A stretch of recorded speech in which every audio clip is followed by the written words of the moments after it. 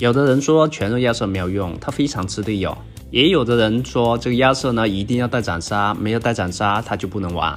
你们看，我是一个全肉亚瑟，我把斩杀换掉了，换成了疾跑。你们说这样子的亚瑟它可以玩吗？开局我先过来清线，清完兵线我们直接去中路支援。为什么你们的亚瑟总玩不起来，发育不起来？就是因为你们把亚瑟当成一个单挑英雄。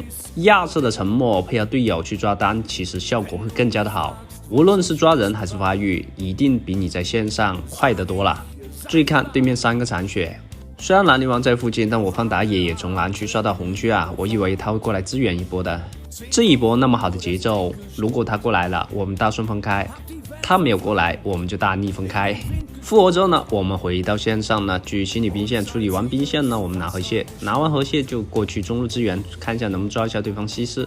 这是没有办法的，逆风就逆风了。我方射手又被带走一次啊！前期呢，他被这个狄仁杰单杀一次，然后又被这个兰陵王抓了一次，2分钟不到啊，死了2次，让我们的主金又雪上加霜了啊！下路兵线都刷新了，赶紧回到下路就可以了，不用管这个项羽的。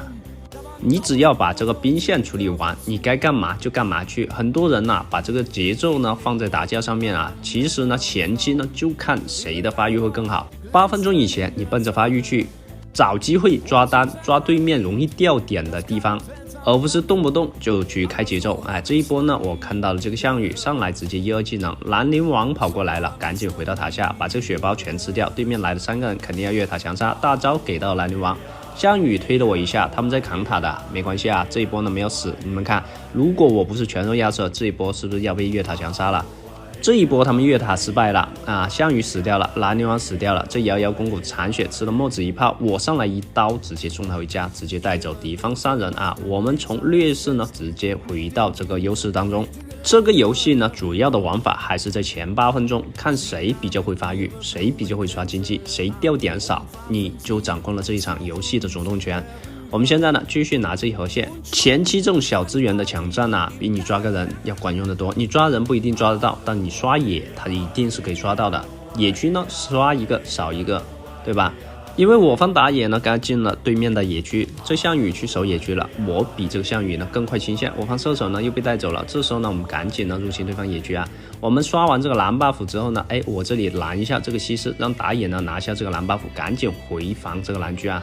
我方墨子还不知道怎么回事啊！如果这一波呢他直接回防这个蓝区的话，这蓝 buff 还能守住啊？看来是守不住啊！兰陵王在附近，那也没有用啊！上来一刀沉默。这时候呢我方队友都没有过来，那也是没有办法的，只有我跟过去了。那么这一波呢对手呢就要想开这个暴君的，我在这里拦住了，先带走对方项羽，带走了项羽之后呢，看好兰陵王位置，又带走了我方射手。说实话，我方射手呢送了一波又一波。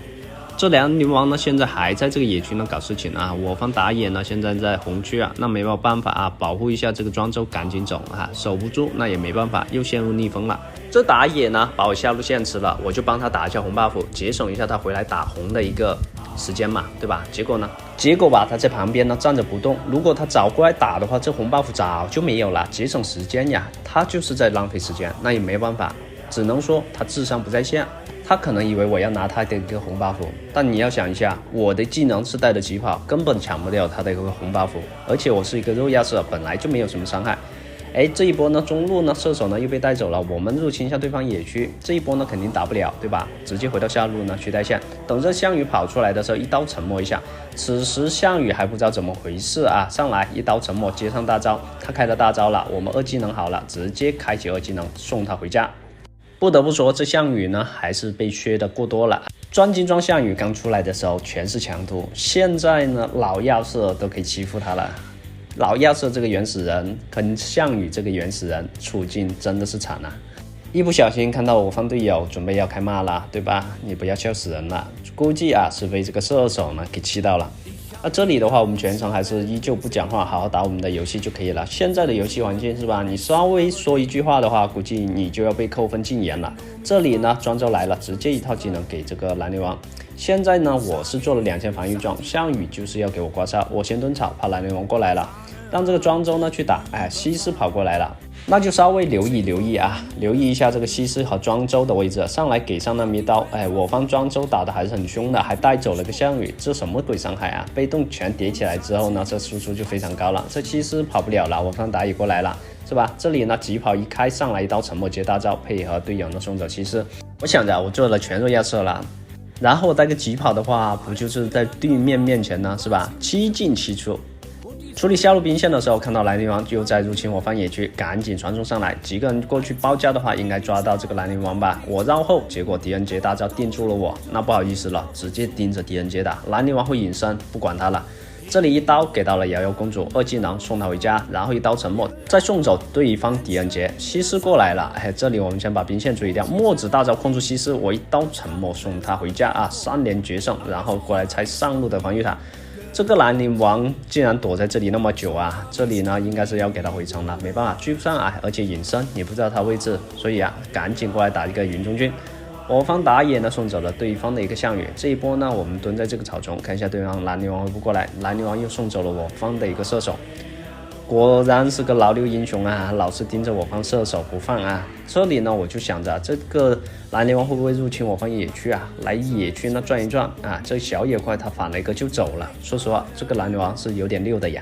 现在呢我们先做一个永夜守护，提升一下这个魔抗。西施打我就不痛不痒。现在又碰到兰陵王一刀沉默接大招，他又隐身了，追不上，没办法呀。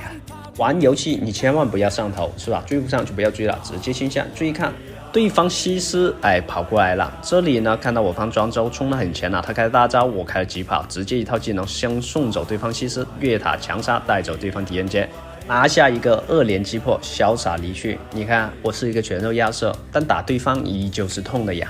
复活之后，我们来到下路继续带线就可以了。我方打野呢也发育起来了，现在我们是有输出的呀。只要带线推塔，对方就拿我们没有办法。兰陵王越到后期他就越发力，有机会去开龙，开条主宰，拿完主宰就跑到下路继续带一波兵线。现在我的一个坦度，对面想抓我何其的难啊，对不对？对方只要是一个人的话，没有人可以单杀这个肉亚瑟。现在来入侵一下对方的一个蓝区，下路是有兵线的。这一波呢，我们直接拿这个蓝 buff 啊！我想不明白这个射手呢，他是怎么敢抢 buff 的呀？本来这 buff 呢，给这墨子会好得多了。再不济给庄周都比这个射手要好得多啊！因为啊，他前期呢，他一直在掉点。你注意看，这个射手呢跑到下路去了，然后又让兰陵王给抓了。我方庄周呢扛起前排没有用的啊，这一波呢庄周也被带走了，我只能眼睁睁的看啊，对面人太多了，我方打野呢在带这个中路线，这射手好不容易抢个红蓝双 buff 又让给这个兰陵王了。一些带线的环节呢我就删掉了啊，等到队友呢复活之后呢，我们想办法去开条暴君。这射手呢现在又拿了个红了，但是呢我感觉这射手呢玩的不怎么样，这个 buff 倒很喜欢抢。估计一会抢了又要送给这个兰陵王了，注意看兰陵王在附近，我们留意一下就可以了。这瑶呢被动被打出来了，想要上身我一刀沉默，他没按出来就被我们带走了，然后带走狄仁杰再送走对方项羽啊，剩下一个西施，兰陵王在下路开着疾跑直接越塔强杀，上来一刀我再来一刀沉默，让这个西施非常的头痛吧。西施这个英雄他也是看阵容的，毕竟他们的一个辅助是一个瑶啊。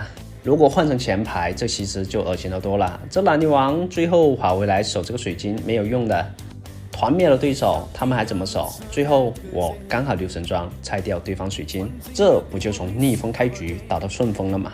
这时候你还会说全肉亚瑟靠队友，没有斩杀他不能玩吗？主要还是要看自己呢怎么去玩，怎么去发育。